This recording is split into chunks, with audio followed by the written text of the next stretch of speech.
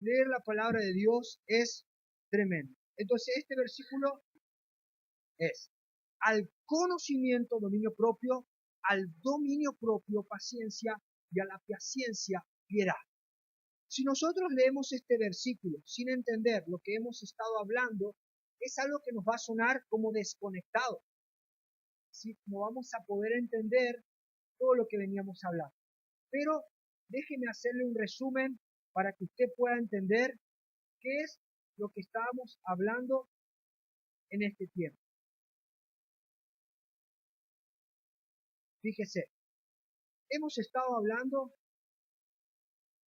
de la obra de Dios de una manera maravillosa. Pero segunda de Pedro nos dice que el Señor nos ha dado, dice, todas las cosas que nosotros necesitamos para la vida eterna y para la piedad, Dios ya nos dio. ¿Cuándo nos dio? Nos dio todo lo que necesitábamos en Cristo Jesús al morir en la cruz por nosotros.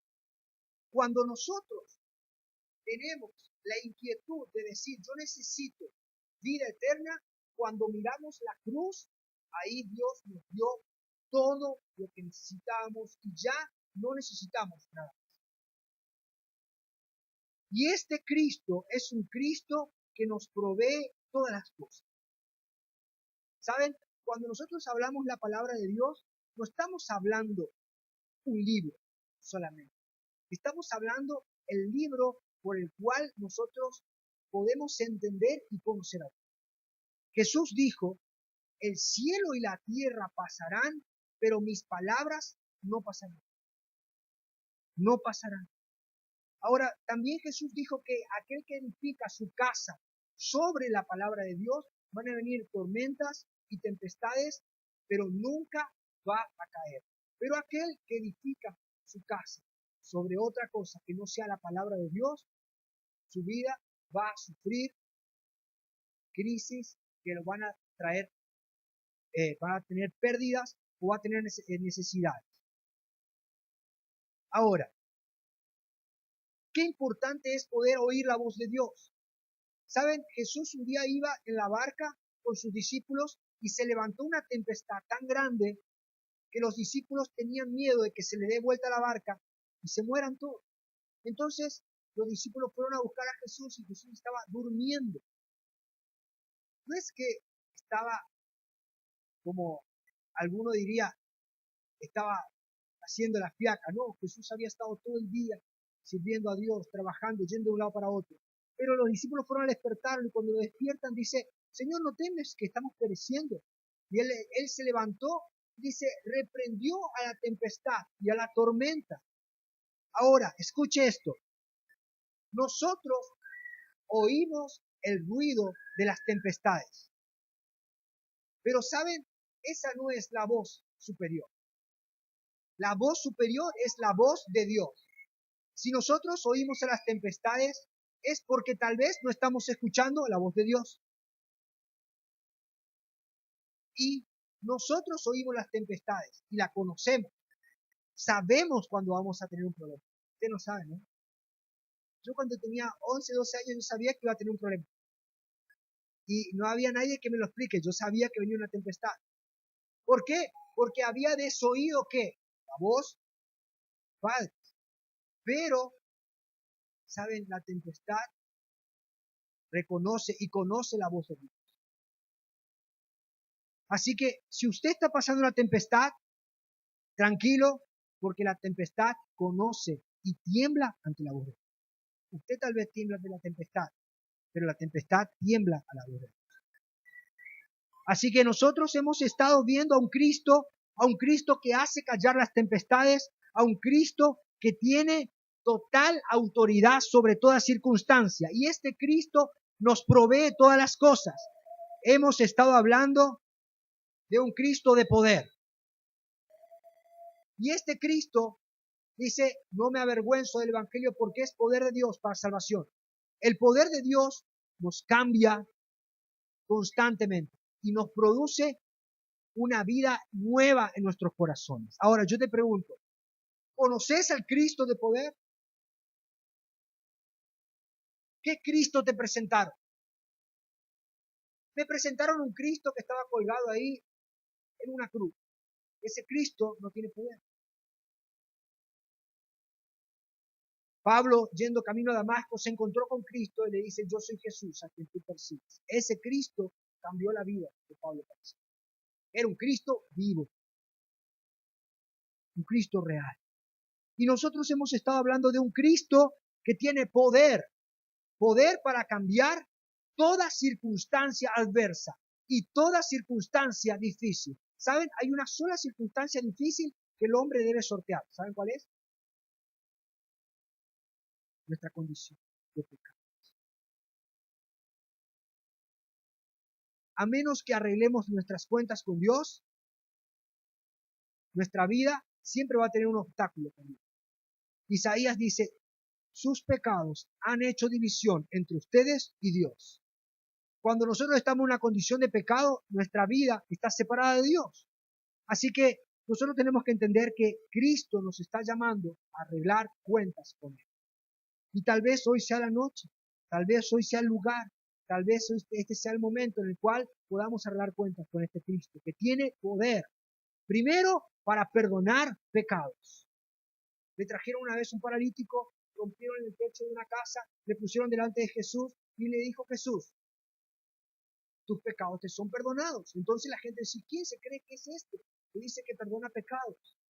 Pero dijo Jesús, para que quede testimonio de que el Hijo del Hombre tiene poder para perdonar pecados y para sanar enfermos, le dijo, levántate y anda. ¿Saben? Cristo tiene poder para perdonar, para sanar, para restaurar, para liberar, para hacer todo lo que el hombre necesita. Pero lo importante y lo más importante es para perdonar pecados. El mayor de los pecados es no reconocer a Cristo. Cristo dice, yo he venido, yo el Hijo de Dios, la luz ha venido a este mundo y el mundo no la reconoció. ¿Por qué? Porque amaron más las tinieblas que la luz. Entonces tenemos que entender que no hay grados de pecado, pero el mayor pecado es no reconocer. Cristo es nuestro único camino, no hay otro. Entonces hemos hablado de un Cristo que tiene poder para perdonar, hemos hablado de un Cristo que es generoso, porque dice que todas las cosas nos han sido dadas en Cristo. Todo lo que necesitamos nos fue dado en Cristo. Hemos hablado de Cristo, de las preciosas y grandísimas promesas. Cristo nos dio todas las promesas. Y saben, la Biblia dice que todas las promesas del Señor Jesús son en Él sí y en Él amén por medio de nosotros. O sea, todo lo que Dios prometió se cumple en Cristo. No hay ninguna promesa que no tenga cumplimiento. ¿Qué necesitas de Dios? Lo que necesites de Dios, tenés un lugar para buscarlo, y es en Cristo. No hay otro lugar. Ese es el Cristo. Ese es el Cristo que predicamos, de preciosas y grandísimas promesas. Y también es el Cristo que nos libra de la condenación del mundo, de la corrupción del mundo. Cristo dice, el que cree en mí no morirá jamás. El mundo tiene circunstancias y tiene cosas que te van a llevar a corrupción y a pecado y a apartarte de Dios. Pero Cristo dice, el que cree en mí no morirá jamás. Y después, por último, dice, Cristo es el que nos ha hecho participante de la naturaleza divina. Dice, el que cree en el Hijo y le recibe, le ha dado el derecho y la potestad de ser hechos hijos de Dios. Y esto no nacen de carne ni de sangre, sino por la voluntad de Dios. Entonces, no es que cuántos parientes cristianos tengas, o si tu papá es cristiano, o si tu abuelo es cristiano, o si tu tío es cristiano. No, si no nacemos de nuevo, no hay relación con Dios. Entonces, pero por último vemos que Pedro dice, nos llama a añadir. Dios nos dio en Cristo todas las cosas, pero también nos dio una orden. O sea, Cristo nos dio todo lo que necesitamos, ya no necesitamos más nada. Si tenés a Jesús no necesitas más nada, pero Cristo dice, ahora yo le doy una orden. Y la orden es, usted tiene que añadir. ¿Saben qué es añadir? Es equiparse. Cristo dice, yo ya te di todo lo que vos necesitabas, ahora te tenés que capacitar. Y para capacitarte nos ha dejado su Espíritu Santo y nos ha dejado herramientas para poder crecer. ¿Saben? Con frecuencia hay dos errores que cometemos los cristianos muy comúnmente. Una es creer que para ir a Cristo tenemos que tener una vida moral elevada. ¿Cómo es eso? Fíjense. Hermano, te invito a que vengas a la iglesia. No, ahora no puedo porque estoy mal, pero déjame. Me voy a acomodar y después voy a ir. No es así. ¿Por qué? Porque Cristo no vino a buscar personas justas.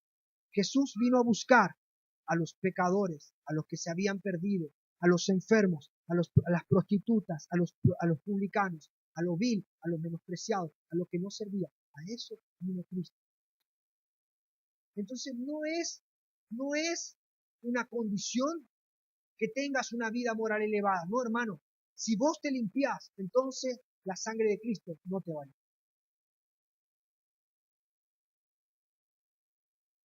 Hay una historia que me gusta mucho.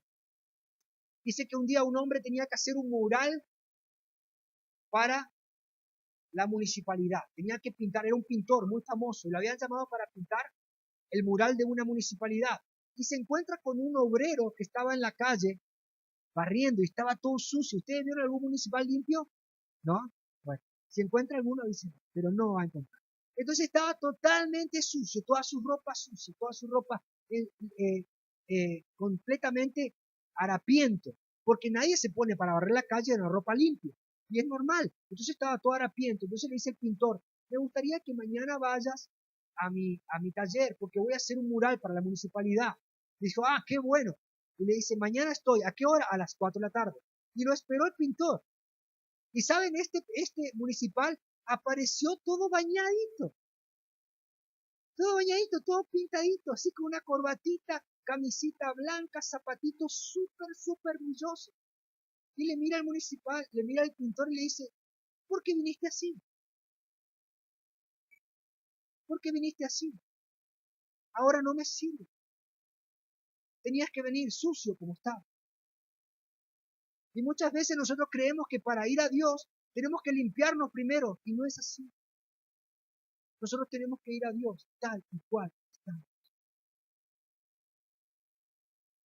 Esa es la condición en la cual Dios nos necesita. Porque dice, este es el evangelio del que justifica al impío. Así es la gracia. El error que cometemos es creer que tenemos que limpiarnos para ir a Dios. No es así. Tenemos que ir a Dios para ser limpiados en Cristo. Y muchas veces cometemos este pecado reiteradas veces. Pero ese es uno de los errores. ¿Saben cuál es el segundo error que cometemos muy a menudo? El segundo error que cometemos muy a menudo es, primero es que creemos que tenemos que ir limpios a Dios. Y el segundo error es que muchas veces muchos de los que van a Dios creen que pueden seguir sucios. Algunos fueron a Dios, encontraron perdón y en vez de cambiar su vida, siguieron viviendo de la misma manera. Y esos son dos errores que no se pueden cometer. Hermano, si vos te encontraste con Cristo, si vos viste tu condición de pecador, si vos viste que tu corazón estaba en rebelión contra Él y le pediste perdón y te diste cuenta que tus pecados te apartaban de Él, entonces una vez que te encontraste con Cristo y Él te perdonó, ahora debes cambiar tu manera de pensar. Porque no podés seguir igual. Ese es el segundo error. Algunos creen que porque fueron a Cristo pueden seguir pecando libremente. Y no es así. No es así. Debe haber un cambio de vida. Si no hay un cambio de vida, no hay un cambio de conducta, no hay un cambio de actitud, no hay un cambio de tu manera de pensar, tu manera de hablar, entonces nunca fuiste a Cristo. Debe haber un cambio. ¿Y cuál es el cambio? El cambio es que tenemos que tener el carácter de Cristo. ¿Saben qué es el carácter de Cristo? Es poder parecernos a Él. Pero me gusta mucho la palabra carácter. ¿Sabe de dónde viene la palabra carácter? ¿Qué carácter? Algunos dicen, no. El carácter es ¿Ustedes vieron las máquinas de escribir de antes? ¿Sí? Que tiene una teclita y tiene una letra. Eso se llama carácter. Y eso golpea con fuerza en la tinta e imprime en el papel. El carácter era lo que usaban los hombres para marcar a los animales en el campo. Entonces era marcado con el carácter y te quedaba el carácter de que vos pertenecías, que ese animal pertenecía a un hombre. Entonces, tener el carácter de Cristo te va a doler. Tener el carácter de Cristo va a picar. Tener el carácter de Cristo va a doler, porque va a imprimir su carácter. Y nosotros somos como el caballito cuando se pone el coso caliente, empieza a tirar para acá. Tener el carácter de Cristo implica que Él nos moldee a su imagen y semejanza. ¿Saben? Yo hace poco estaba estudiando en un seminario, ¿no? Y estábamos entrando, gracias a Dios vino un hermano, acá no voy a dar el testimonio de que es el nombre, pero justo vino un hermano que estudiamos juntos en el seminario. Y estábamos entrando al seminario y por ahí se escucha que el vecino del seminario estaba escuchando cumbia, pero a todo volumen. Pum, pum, beta, cumbia, a todo volumen. Entonces entraba la hermana. Dice, voy ahora que se muera este. Dice. La hermana, pastora, no le voy a decir el nombre, pero voy ahora que se muera el vecino. Entonces la que estaba al lado le toca y le dice, pero ¿cómo vas a decir eso? Bueno, está bien, que se convierte y después que se muera. ¿Puede haberse encontrado con Cristo esta mujer? Supongo que sí, pero no tenía el carácter. Y se necesita tener el carácter de Cristo. ¿Me está entendiendo? Amén. Gracias. Entonces, tenemos que tener la marca de Cristo. Te hago una pregunta. ¿Tenemos el carácter de Cristo? No me conteste. ¿Se puede ver a Jesús en nosotros? ¿Qué ven cuando nos ven? ¿A quién ven?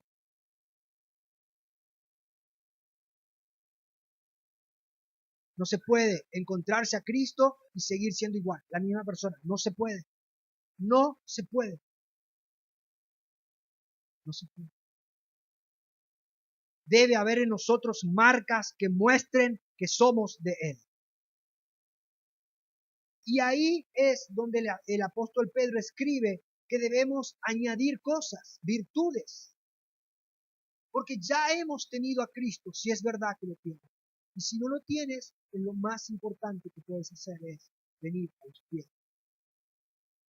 Pero él dice que debemos añadir a todo lo que Dios nos dio, debemos añadir cualidades. Y estas cualidades son las cualidades de Cristo. Y saben, la primera cualidad que leímos en el texto es dominio propio. ¿Saben qué es el dominio propio? ¿Cómo se traduce la palabra dominio propio? Se traduce como fuerza, es una fuerza. Es una fuerza que ejerce fuerza contra otra fuerza. Fíjense, ¿usted alguna vez vio los submarinos? Ahora estuvo con el tema del caso de Ara San Juan. El submarino, cuando se sumerge, tiene una fuerza externa que puede destruir el submarino porque es una presión externa. Entonces el submarino ejerce presión de adentro para afuera. ¿Para qué? Para que la presión del mar no lo destruya. Y cuando más profundo se mete, más presión necesita hacia afuera. Eso es el dominio propio. El dominio propio es una fuerza que nace en la relación con Dios para que lo externo no se te meta. ¿Saben? Han encontrado peces que viven a miles de metros de profundidad y son chiquititos así. Nadie entiende cómo hacen para vivir a tan baja profundidad sin ser aplastados por la presión del agua. ¿Saben por qué? ¿Saben por qué? Descubrieron que esos peces tienen una presión más fuerte adentro que para afuera. ¿Cómo estamos en eso? ¿Cómo es? Cuando nos juntamos con amigos del mundo, enseguida se nos pegan los dichos de nuestros amigos del mundo. ¿Saben qué es eso? Falta de dominio. Empezamos a decir las mismas malas palabras que dicen ellos. ¿Saben qué le pasó a Pedro? Pedro dijeron, Jesús, yo nunca te voy a negar. Y Jesús le dijo, mira, Pedrito, vos vas a ser. No, pero yo nunca te voy a negar. Y cuando llegó el momento le dijeron, ¿vos estuviste con Jesús? No. ¿Vos estuviste con Jesús? No. Pero si vos hablás igual que ellos, y empezó a negar y a maldecir y a hablar como el entorno, no tuvo dominio propio. Pero escuchen esto, hermano. Nosotros tenemos que entender que esto no lo vamos a encontrar en un acto. Me voy al psicólogo y estudio por qué me comporto así. No, no, no.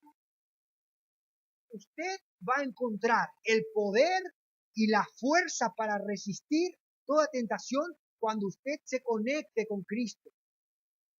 Cuando nos conectemos con Cristo. Porque ¿de qué nos sirve a nosotros conquistar una ciudad? Fíjense lo que dice Proverbios 16:31. Podemos conquistar una ciudad, pero si nosotros no nos dominamos a nosotros mismos, no servimos para nada.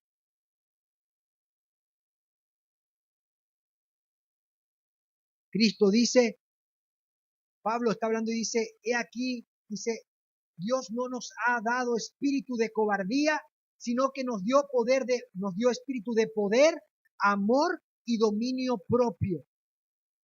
Entonces hay poder en nosotros dado por Cristo y nos dio dominio propio para resistir y para poder poner límites a los impulsos que tenemos. Y también el apóstol Pablo habla y dice que el pecado no se enseñoreará de ustedes, de vosotros. Sí vamos a tener tentaciones, sí vamos a pasar dificultades, sí vamos a pecar y vamos a tener fallas, pero si nosotros vamos a Cristo, la fuerza que el Señor nos va a dar va a hacer que venzamos a ese pecado recurrente. Porque en Él hay todo poder y toda autoridad y toda gracia. Y dice la palabra de Dios que nosotros debimos de Él gracia sobre gracia.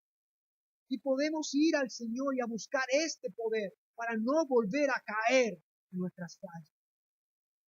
Ese dominio propio lo necesitamos todos los días de nuestra vida. ¿Cómo estamos de dominio propio? ¿Saben? A veces dentro de nuestras iglesias tenemos cosas que nos rompen las estructuras. Hace un tiempo atrás, nosotros viajamos con Lilian, nos fuimos a Villa Ángel a predicar, y estábamos predicando, y de repente oramos por una chica, y la chica cayó al piso, y se empezó a dar vuelta, y caía, y se reía, y lloraba, y movía todas las manos, y la mamá que había ido por primera vez a la iglesia, no entendía qué le pasaba. Y vinieron la gente de intercesión y empezaron a orar por ella. Y la chica se daba de vuelta en el piso y se tiraba, se iba para un lado, se iba para el otro, gritaba, se reía, lloraba. Y nadie podía hacer nada. Y le oraban y nadie le podía sujetar a esta chica. Entonces yo terminé de orar por toda la gente y me dice, pastor, se acercan por favor a orar por ella, porque no sabemos qué hacer con ella. Entonces yo me acerqué, la vi a la chica se reía, lloraba, tiraba en el piso. La mamá estaba, por favor, no sé qué le pasa a mi hija, yo nunca la vi así. Era la primera vez que vino a una iglesia. Entonces yo me acerco y le digo, le pregunto el nombre, ella me dice el nombre. Le digo, yo entiendo que estás en un momento estás disfrutando o no sé lo que está pasando, pero te quiero decir algo. Dios nos dio espíritu de poder, amor y dominio propio. Y vos tenés la facultad de dominar esta actitud que estás teniendo, porque estás asustando no solamente a tu mamá, sino que a todos los hermanos de la iglesia. Y la chica se levantó y se fue, caminó, se fue, se le terminó todo el efecto. Y los hermanos en cola se ponían atrás mío para preguntarme qué le dije, qué le dije, qué le oré, qué le hice. ¿Saben? No le hice nada. Le leí un versículo. Solamente le leí un versículo. Debemos usar el dominio propio que Dios nos dio. Dios te dio dominio propio y puedes usarlo y vas a tener victoria sobre cada circunstancia. Gracias. Amén. La segunda cosa que debemos añadir a nuestra vida es paciencia. ¿Saben? Esta es una palabra que yo esquivo muy frecuentemente. Es más, no me gusta. Y si vamos a ser sinceros, a ninguno de nosotros nos gusta. La paciencia es soportar pacientemente la adversidad. La paciencia es no reaccionar mal ante una circunstancia adversa que estamos viviendo. ¿Saben? Yo nunca oré por paciencia. Le pido a Dios, no quiero paciencia. Usted no debe orar por paciencia. ¿Sabe por qué? Porque la Biblia dice que la paciencia produce pruebas. Si usted quiere paciencia, va a tener pruebas y dificultades.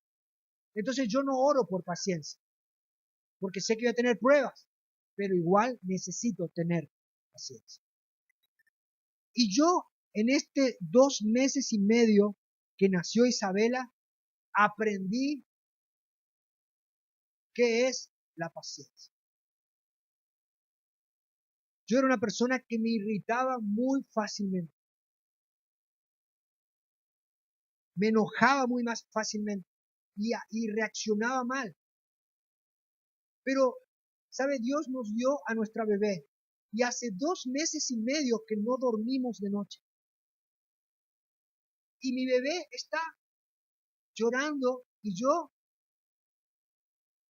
queremos calmarla y no podemos porque su intestino se está madurando. Y durante 3 meses el bebé sufre de cólicos y a ellos es como que le hincan con un alfiler. Entonces la noche Isabela grita de dolor. Y a lo primero yo decía, ¿hasta cuándo va a llorar? ¿Saben? Cuando la primer bebé que tuvimos, Yemima nunca lloró, no le conocemos el llanto. No sabemos cómo es. Pero de que nació Isabela, de que la recibimos en el hospital, no paró de llorar todas las noches. Todas las noches. Entonces yo le decía, Señor, ¿qué es? ¿Qué es, Señor? ¿Por qué nos está pasando esto? Y yo me di cuenta que en estos 2 meses y medio hay algo que maduró en mí. ¿Saben qué es? Paciencia. Antes cuando venía y me decía, ay, pastor, tenemos un problema porque la hermana me dijo esto y porque la otra, y yo contra irritada. Ay, pastor, no sabe lo que andan haciendo. Y ahora, cuando yo veo una dificultad, yo me acuerdo de esa. Y veo que tal vez el hermano que está chillando es un hermano que todavía le falta madurar. Y yo pienso, miro, Señor, gracias. Yo necesito más. Ahora me encuentro, tengo un problema en el trabajo y en vez de enojarme y en vez de irritarme, miro y me acuerdo. Y saben, todos en algunos momentos necesitamos madurar. Todos. Usted tal vez va a tener que tener paciencia conmigo. Y yo voy a tener que tener paciencia con usted. Pero recuerde, estamos madurando. Debemos ser pacientes. Ahora lo importante es que la paciencia debe tener su obra completa. Si vos te salís del proceso, la obra de la maduración de la paciencia en nosotros, pierde su efecto. Santiago, capítulo 1, versículo 4, dice,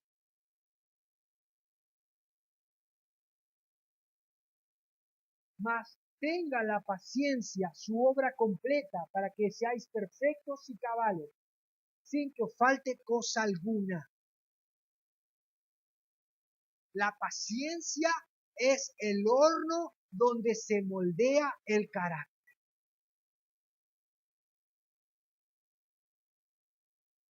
Está seco. Está seco, ¿no? Yo también estoy seco.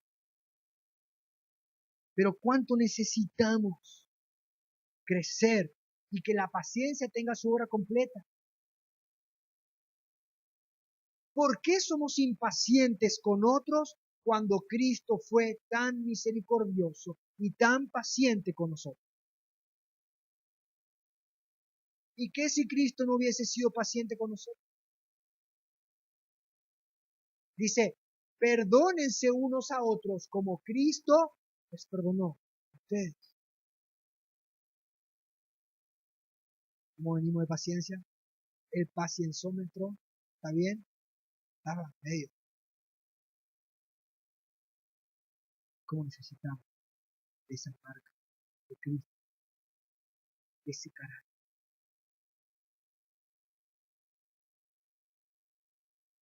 Yo llegué a orar y le decía, Señor, ¿qué querés? ¿Qué querés con esta bebé? Si querés, me fui al kiosco y me atiende un chico que se llama Ariel y me dice, Ariel, ¿cómo estás?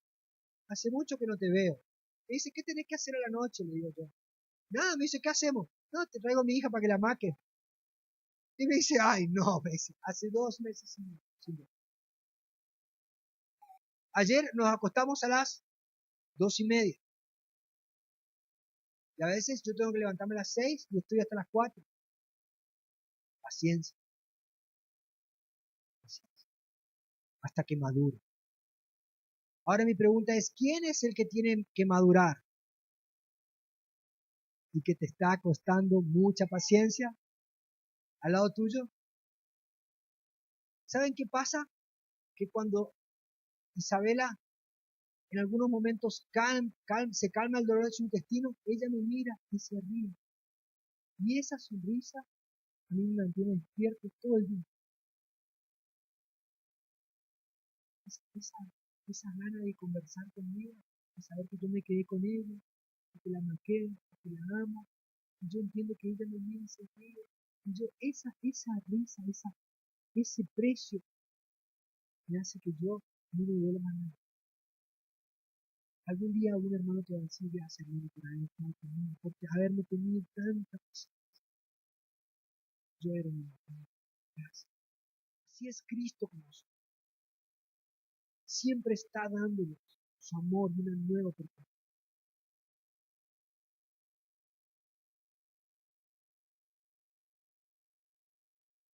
Por último dice, a la paciencia añadid piedad. ¿Saben? La piedad no es otra cosa que el servicio y que la devoción a Dios. ¿Qué estamos haciendo? ¿Qué tipo de servicio le estamos dando? Es un servicio que debe ser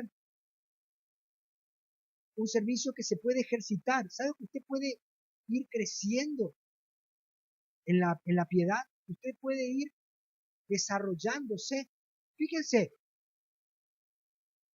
dice el apóstol Pablo en 1 Timoteo 3:16.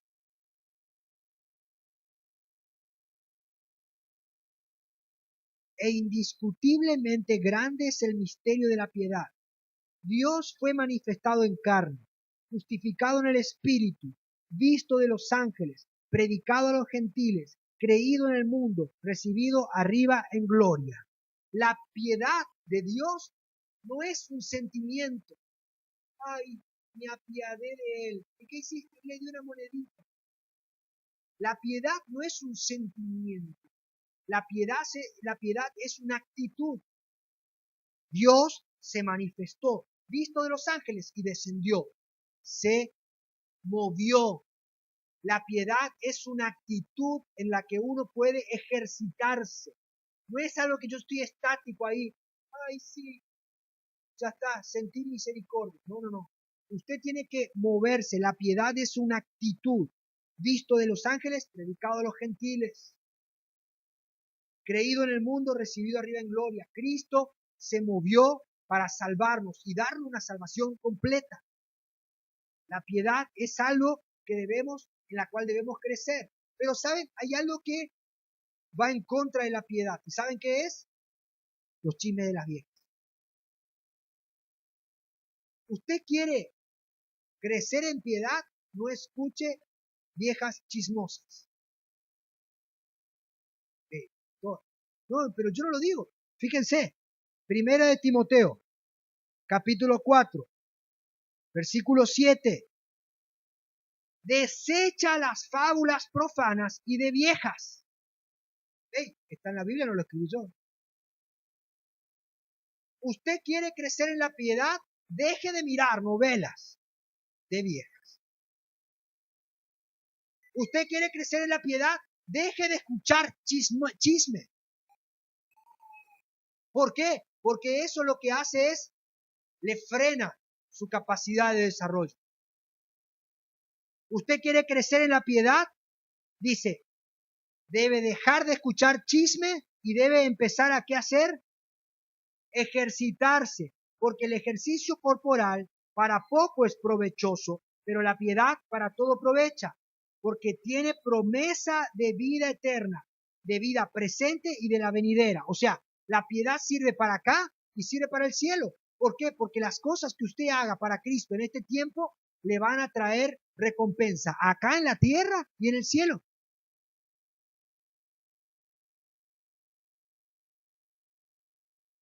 La piedad sirve para todo. Pero ¿saben dónde se ejercita la piedad? ¿Cómo se obtiene piedad? A través del conocimiento de Dios en la palabra de Dios y en la oración. Usted no puede desconectar la palabra de Dios y la oración con la piedad. No, pasa que yo me voy allá a un merendero y le doy ropa a la gente y orás. No, no sirve. Eso no es piedad. ¿Lees la Biblia? No, no sirve. Te conviene unirte a Cruz Roja, pero no a una hora para Dios. Eso no es piedad. La piedad tiene que ir conectada de una vida espiritual plena. ¿Me entiendes? Ahora, ¿qué clase de vida llevamos concerniente a la piedad? ¿Saben? La piedad no es otra cosa que además de una respuesta correcta a Dios. Una respuesta correcta. ¿Qué clase de vida tenemos? ¿Qué clase de piedad tenemos? ¿Qué clase de búsqueda tenemos? Mi pregunta es, ¿te encontraste con Cristo? ¿Ya te encontraste con Cristo? Si no te encontraste con Cristo, tal vez hoy sea la noche. Y lo segundo es, ¿cómo estás edificando tu vida? ¿Sobre qué estás edificando? ¿Cuáles son los fundamentos en los cuales edificar?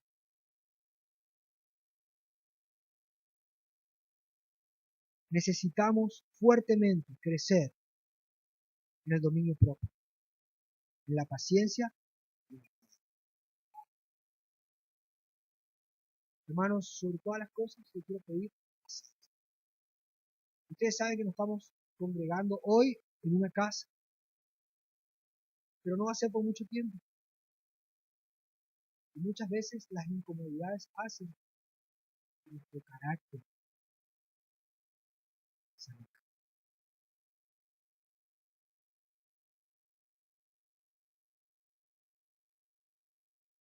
Pidámosle al Señor que nos marque, que nos dé su carácter. Y cuando usted esté a punto de enojarse, acuérdese de mí que tú estás. Acuérdese. Y acuérdese de Cristo.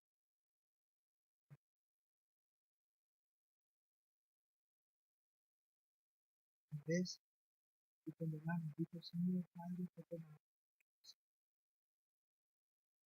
Yo le miro a mi bebé y yo sé que ella no sabe. Y a veces le miro al hermano y digo, este tampoco sabe qué está haciendo.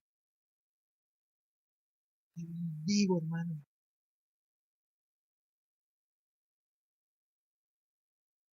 ¿cuánto necesitan paciencia? ¿Cuánto necesitan dominio propio? ¿Y cuánto necesitan piedad? Estamos en el lugar.